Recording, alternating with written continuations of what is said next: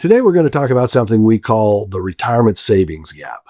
There was a report that came out a couple of years ago that indicated that back in 2016, the average 401k had a little over $92,000 in it. Now, what's interesting about that is that in 2001, 15 years earlier, the average 401k had $91,000 in it. So now think about that for a minute. From 2001 to 2016, the average 401k balance increased by just $1,000. Now, to me, that's an amazing thing, and it should be to you, because to only increase the average balance in the 401k by $1,000 over a 15-year period of time means that people were not saving enough. Or maybe the market was going up and down. Of course, we know that from 2000 to 2002, the market went down. We also know the market went down in 2008. So even if you were getting a match, and by the way, those numbers included the match. So even with a match, the increase in the average savings in the 401k was only $1,000. And what's even more critical about those numbers is that in 2017, there was a report that came out that talked about the median 401k balance. Now, there's a difference between median and average. And so the median was a little over $26,000. Well, what does that mean?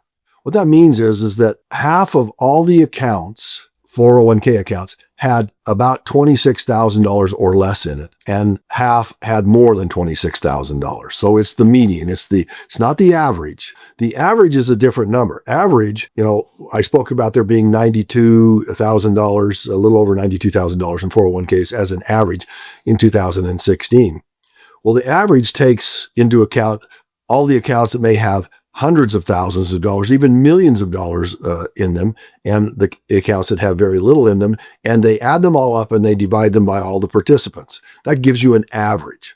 But that could be skewed significantly because there's a lot of high earning individuals that have significantly more in their 401ks than the average person does.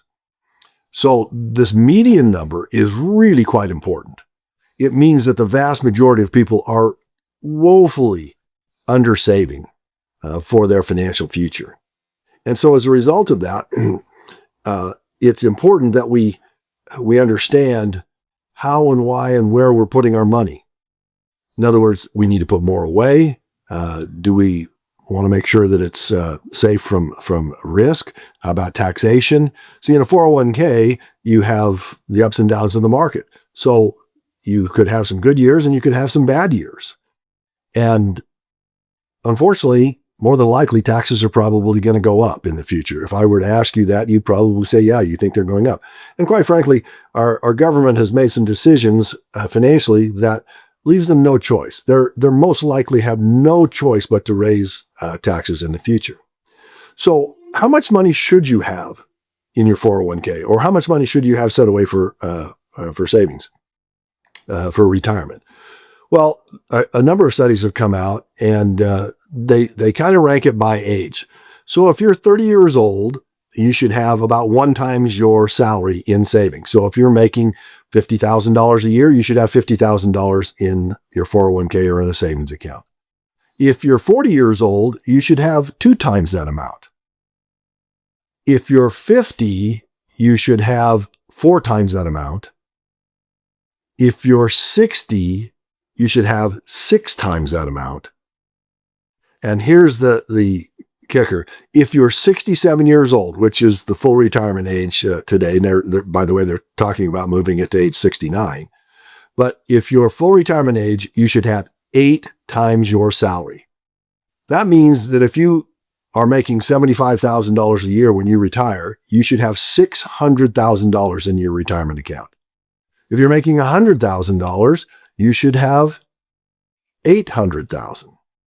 If you have a household income of $100,000, $120,000, $130,000, $140,000, you need to have an amount of 8 times that to be able to retire comfortably. And so if you're not on track for that, if you're concerned about how you're going to get there, one of the reasons that most people don't save enough is they don't have financial efficiency. They have not integrated, they have not coordinated their their financial processes.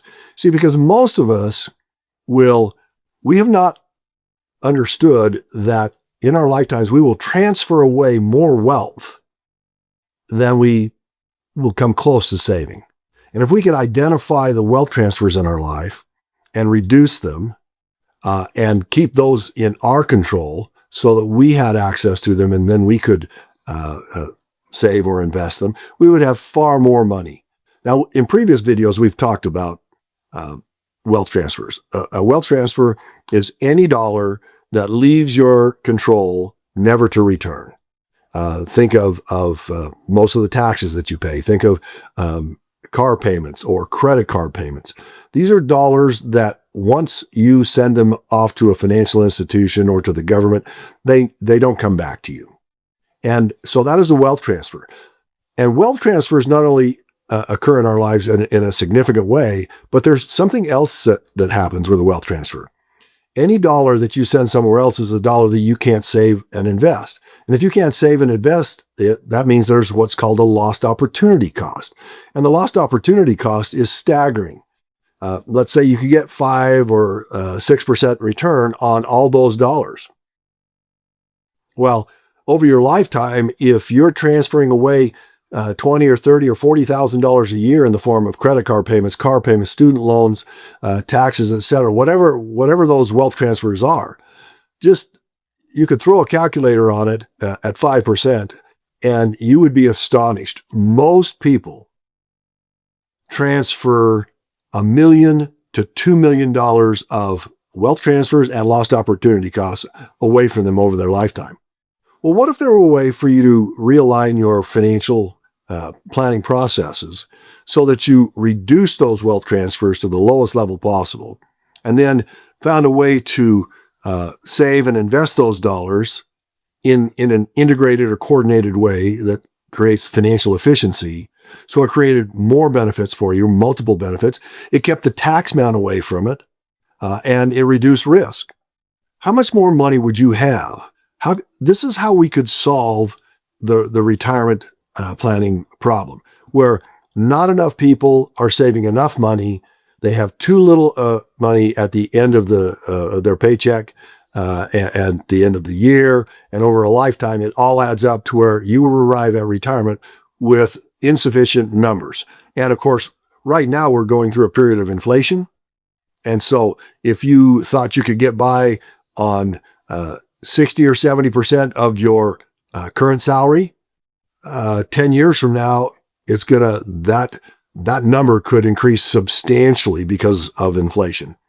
So we'd love to have you schedule a 30-minute free, no obligation consultation with us so that we could help you identify the wealth transfers, so that we can help you understand how to improve your ability to save money, to invest money, put you in positions where you could reduce the tax burden that you're encountering, and we get every dollar working for you harder. It would create greater benefits, multiple benefits, maximum benefits. We'd love to have the opportunity to do that. So click on the button below to schedule your appointment with us. And while you're at it, there's another link that you can click on that will give you access to our free educational financial library. And we'd love to have you have access to that so you can learn more about some of the techniques that we teach. And we also have a YouTube channel, and these videos go out to the YouTube channel. There's a whole bunch more that you could look at. So while you're at it, go ahead and subscribe to that. And we look forward to helping you in the future.